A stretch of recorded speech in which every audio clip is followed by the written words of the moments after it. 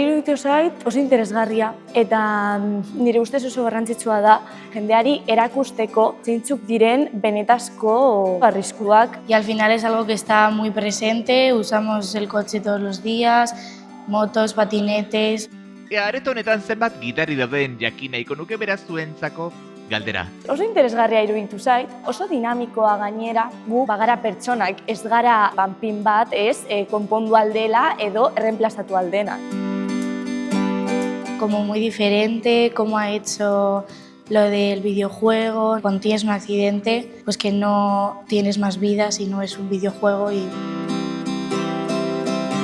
Niri asko gustatu zait, oso dinamikoa izan delako eta kajut bat bezalakoa, ez? A mí me ha sorprendido mucho el número de muertes al año. Que nada de drogas ni alcohol. No hay que subirse con alguien que haya bebido o tomado drogas. Que no hay que usar el teléfono mientras se conduce ni nada. Sí, que al final es la mayor distracción.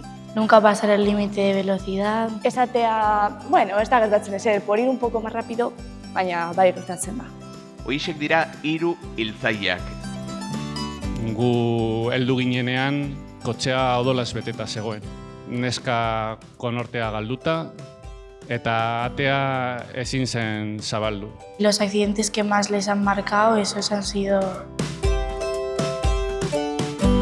Makina bat istriputan egonaz, baina beti dau baten bat gehiago marketan zaituena. Bere neba hil egin zela. Eta, bueno, ni badut neba bat, eta pues, empatizatu dut horrekin, eta pentsatu dut niri gertatu alzait hori, ez?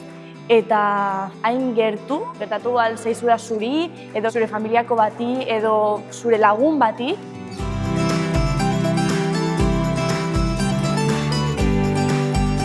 No hemos visto cómo está ella después del accidente y es más real o más... Sí, y luego todo lo que ha contado de su ama, que pues bueno, al final ella no tiene ningún... O sea, no se la ve físicamente y que le haya pasado nada, pero ha contado que como que piensa que su ama ha sido la mayor víctima del accidente.